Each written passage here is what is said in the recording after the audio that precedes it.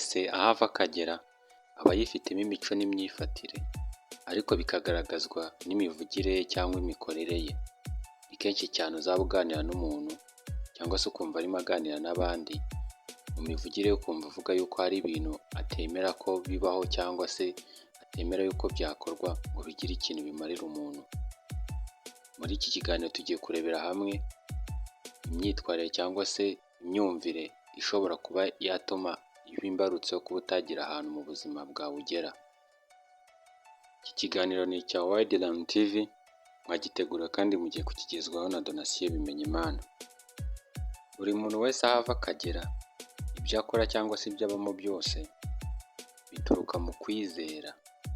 Ube wizera Imana cyangwa se wizera wowe ubwawe cyangwa se udafite ikindi kintu na kimwe wizera, ariko mu by'ukuri icyo wakora cyose kiba kirimo kwizera.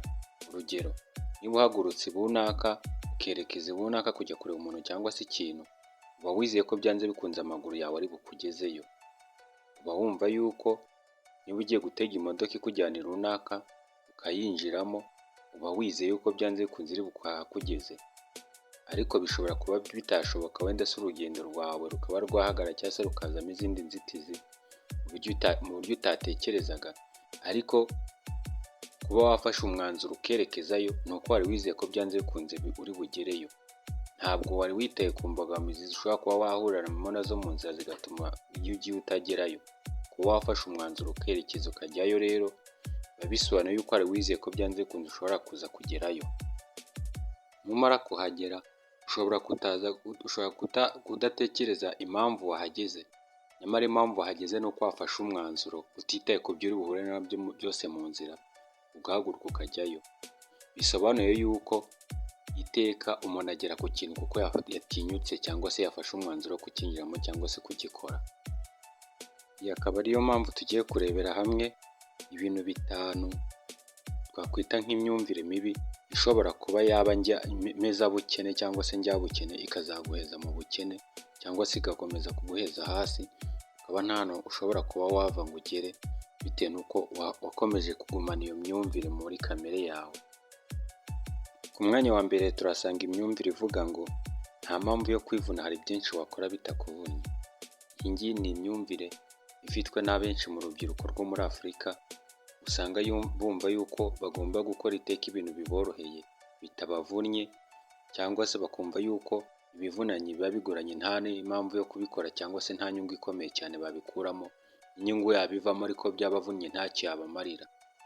Kugira ngo nkubwire yuko iteka utakoze ngo uvunike, nawe wumve ko wavunitse, n'ibyo bintu urimo gukora bitakuvunnye, umusaruro wabyo cyangwa se umusaruro uzabivamo uba ugerwa ku mashyi.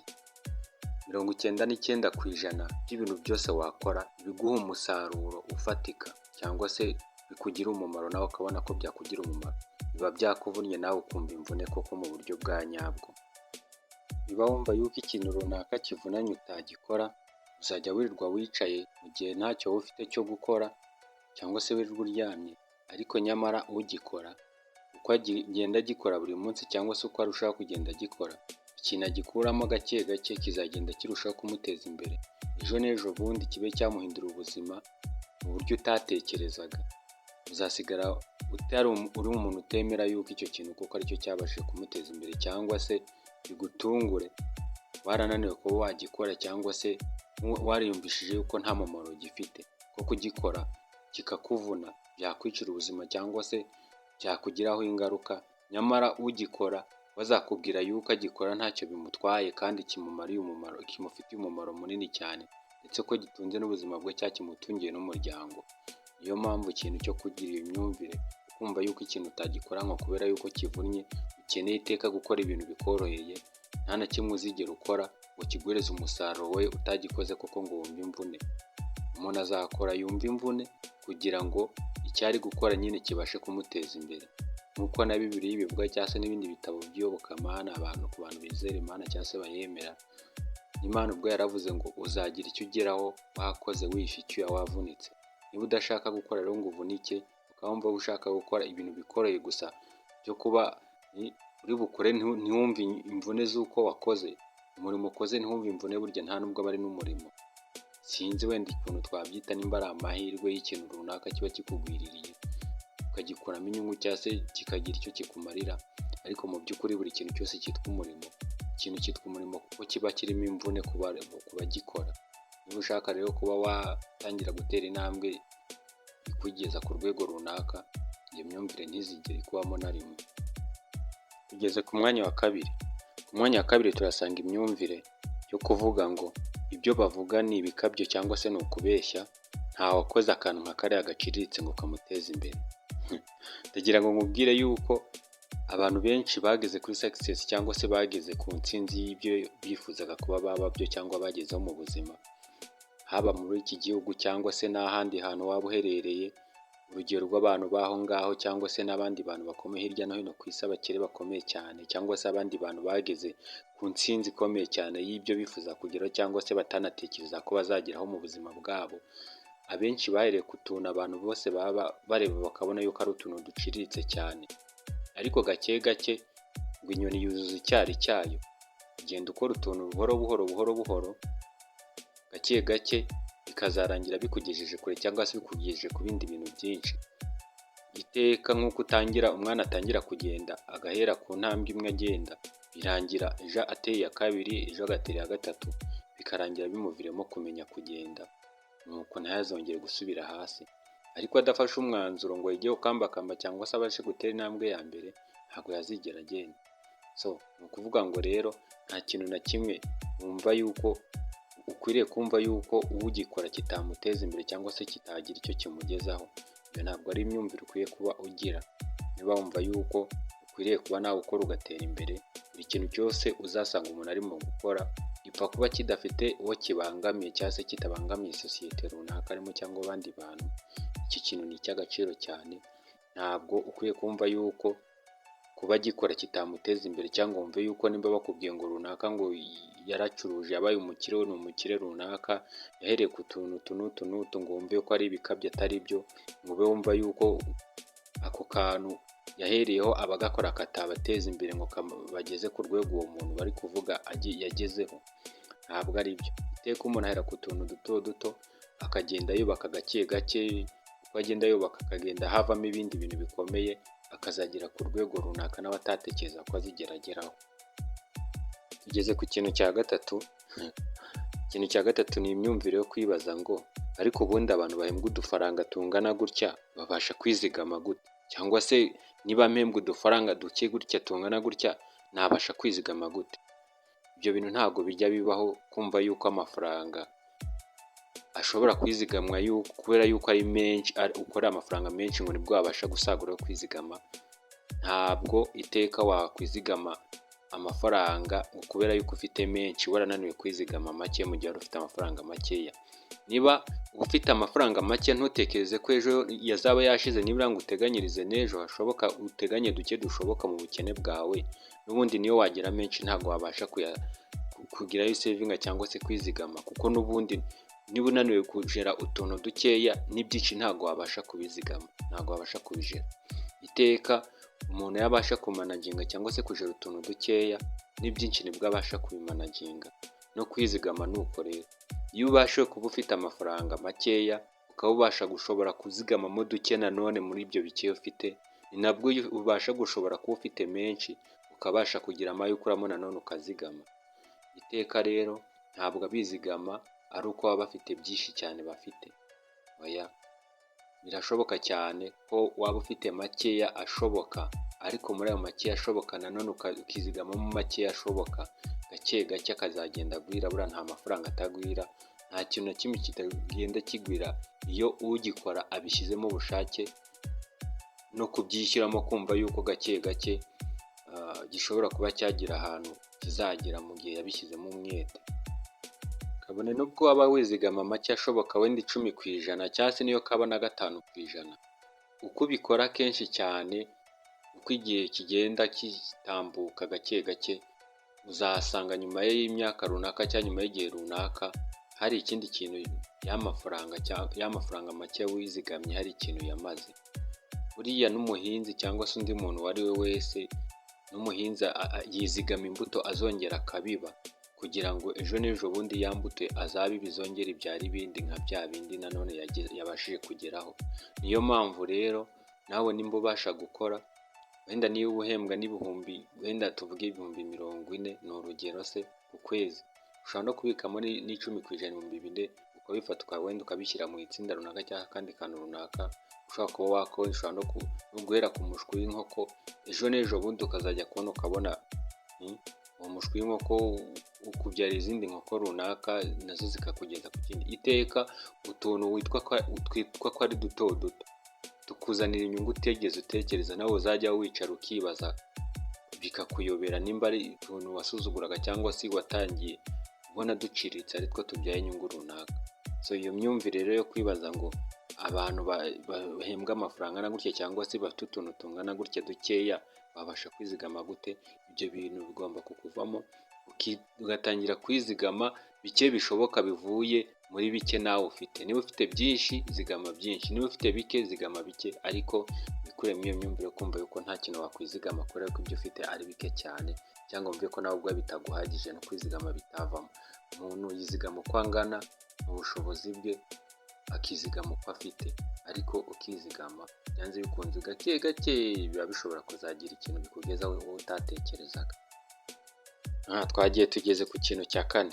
Ikintu cya kane rero nacyo ni ikintu kibi cyane, ni imyumvire yo kuvuga ngo zarya duke ndyame kare n'ubundi ndarwana n'iki. Icyo kintu ntabwo ari cyo kigaragaza ko uri umunebwe. Iteka kugira ngo uzagire urwego rukomeye cyane ugeraho, nuko ugomba kwirinda iyo myumvire yo kumva yuko ugomba kurya dukeya cyangwa ugomba kurya bike ufiteya, kumva ko utagomba guharanira kugera kuri byinshi. Icyo kintu ni kibi cyane. Uba ugomba gushyiramo imbaraga ugakora cyane kugira ngo nyine uzabashe kuva ku rwego rumwe ugere ku rundi. Ni uko ugomba kwikuramo ubunebwe cyangwa se ugomba kwikuramo iyo myumvire yo kumva yuko ugomba kurya duke ufite kugira uryame kare cyangwa kugira ngo utavunika. Oya, niba ushaka kugera ku rwego runaka ugomba gukora nyine ukagira imvune, ukananirwa n'ejo bundi ukananirwa. Izo mvune nizo zigenda zibyara inyungu mu gihe kiri imbere, nawe ukazabaho neza cyangwa se ukazagera ku rundi rwego abandi bantu bazajya bahora bifuza kugeraho cyangwa se nawe ubwawe utatekereza kuzageraho. So iyo myumvire yo kugira yo kwiyumvisha yuko ugomba kurya bikeya ufite cyangwa kurya duke kugira ngo uryame kare cyangwa kugira ngo utavunika, ibyo bintu nabyo ugomba kubikura mu myumvire yawe, kuko nayo ni imwe mu myumvire mezabukene. Ntabwo ukwiriye kuba wayigira mu buzima, mu mico n'imyifatire yawe cyangwa mu myumvire ikuranga. Twagiye tugeze ku kintu cya gatanu. Ikintu cya gatanu nacyo ni ikintu kibi cyane, kandi usanga hari abantu bamwe na bamwe bafite iyo myumvire. Ni imyumvire uvuga ngo n'ubundi ntawe iwacu wakoze ngo atere imbere cyangwa se ngo abe yaragize icyo agira ngo nanjye azamfasha kukigeraho cyangwa se ngo azakora agize. Iyo myumvire ni mibi cyane yo kwiyumvisha yuko uri nk'ikivume cyangwa se nta kintu wageraho, cyangwa aho ukomoka nta muntu wageze ku kintu gikomeye cyane ngo wumve yuko ari nk'akarande y'umuryango nawe izakokama. Icyo kintu ntabwo ari cyiza. Uba ugomba iteka guhora wifitemo icyizere cy'uko ari we ushobora kuba wagenda ugahindura amateka y'ahantu ukomoka cyangwa se yaba ukomokamo cyangwa se nawe yawe ubwawe, cyangwa se ugomba kurema amateka mashya abantu bose bazicara bakigira. Ugomba guhana inzozi zikomeye cyane ko abantu mu buzima uzaba uwo batatekerezaga, bikagutera imbaraga zo kurushaho gukora cyane. Ntabwo ukwiriye guhora wiyumvisha yuko rero aho ukomoka cyangwa se ibyo ubamo cyangwa se aho wavutse cyangwa se wowe ari nk'akarande igomba kukokama, ukomora ahantu uvuka cyangwa se mu bintu runaka. Oya, iyo myumvire ntabwo ukwiye kuyigira mu buzima bwawe. Ugomba iteka guhora wiyumvisha yuko hari ahantu ugomba kuzagera abandi bantu batatekerezaga cyangwa wowe utatekerezaga, bikagutera imbaraga na motivasiyo zo gutuma urushaho gukora cyane kugira nyine uzaharanire kuko kubigeraho. Iyo myumvire ntizigere na rimwe ikuranga kugira ngo itazaguheza hasi cyangwa se ikaba yatuma utava ku rwego rumwe ngo ugere ku rundi, kuko iyo nayo ni imwe mu myumvire mpezabukene. Twagiye tugeze ku kintu cya gatandatu, ari nacyo cya nyuma kuri uyu munsi. Nateguye ibintu bitandatu by'imyumvire mpezabukene cyangwa se imyumvire yatuma utava ku rwego rumwe ngo ugere ku rundi. Ariko nimba utarakora subscribe wanayikora kugira ngo nyine tunakomeze, nawe ujye ukomeza ugenda ubona ibi biganiro. Ikintu cya nyuma rero ni nacyo cya gatandatu nari nabateguriye, cyo ni imyumvire mibi cyane cyane kandi usanga abantu hafi ya benshi bagira, ariko ntekereza ko n'ababivuga kenshi ushobora kuba wabivuga bitakuvuye ku mutima wenda kugira ngo ubivuge uri muri burage n'abandi bantu, ushobora gusanga umuntu ni umukozi cyane nyamara akaba yabivuga ariko kaba ari akaga gakomeye cyane niba ujya ubivuga kuko bikuvuye ku mutima cyangwa se ubona nta rwego na rumwe urageraho nawe ukagendera mu kigare cy'abavuga gutyo nawe ukabivuga. Ni imyumvire yo kuvuga ngo n'ubundi byose ni iby'isi urapfa ukabisiga na runaka arapfuye arabisiga. Iyo ni imyumvire mibi cyane cyane cyane udakwiye kuba wagira, wenda nunabivuga uzabivuge bitakuvuye ku mutima kugira ngo burage n'abandi bantu cyangwa se ubereke yuko wenda hari utabishongoyeho cyangwa utabishyizeho hejuru, ariko nubivuga bikuvuye ku mutima kuko ukabivuga uri wa muntu uri aho n'ubundi udafite ikintu na kimwe mu buzima wimariye cyangwa ugeraho cyangwa se ubasha kuba hari urwego runaka wigejejeho, iyo myumvire ntabwo izatuma utera imbere. Nunabivuga uzabivuge atari ibintu biri mu maraso yawe cyangwa utari umunebwe wo kumva yuko koko ugomba kwiteza imbere byanze bikunze cyangwa ugomba kugira icyo uharanira kugira ngo ni uko uzapfa. Kuba uzapfa ntabwo bisobanuye ko ugomba gupfa ukennye cyangwa ugomba gupfa nta kintu wimariye cyangwa wamariye abandi cyangwa abandi bantu bazasigarana mu byo wakoze cyangwa se uzaba waramariye abandi bantu wabanye nabo cyangwa se umuryango uvukamo cyangwa se abo uzasiga bagukomokaho. Ntabwo ari byiza rero kugira imyumvire imeze gutyo. Uba ugomba gukora ukagira imbaraga zo gukora kuko nta kintu na kimwe muri iyi si kizasigara cyangwa se umuntu agomba kujyana, ariko kuboza nanone wasiga ukazasiga inkuru mbi umusozi wo kumva yuko wasize inkuru yo kuba ari we muntu wari umuntu w'umunebwe cyangwa nta kindi kintu wigeze umarira abandi bantu cyangwa bukomokamo, ubona nawe ni nk'umuvumo cyangwa ni ikintu kibi cyane uba wikururira. Ntabwo ari byiza kugira imyumvire kumva yuko abandi bantu bapfuye bagasiga ibyo bari bafite nawe yuko ibyo ufite cyangwa se ibyo waharanira kugira uzapfa ukabisiga ngo bigutere kuba utakora, ntabwo ari byiza. Iyo niyo rero myumvire navuga mpezabukene cyangwa se ituma utava ku rwego rumwe ngo ugere ku rundi, mugomba kwirinda. Iki nicyo kiganiro kuri uyu munsi nari nabateguriye, ndabashimiye kuba mwafashe umwanya mu kumva iki kiganiro. Niba wumva yuko iki kiganiro kikugira umumaro wajya muri comment ukabivuga cyangwa se niba ibyo mvuga ari byo wagira icyo ubivugaho, kandi niba utarakora subscribe wayikora kugira ngo niba wumva yuko ukeneye kuzongera kubona ibindi biganiro nk'ibi ngibi tugenda dutegura, tuzasubirana aho ubutaha. Imana ikomeze ibafashize mu byo muba murimo byose, ibyo mukora byose ibafashe kuva ku rwego rumwe mukagera ku rundi. Ibyo mbasabira nanjye nisabira mu izina ry'Umwami wacu Yesu Kristo, amen.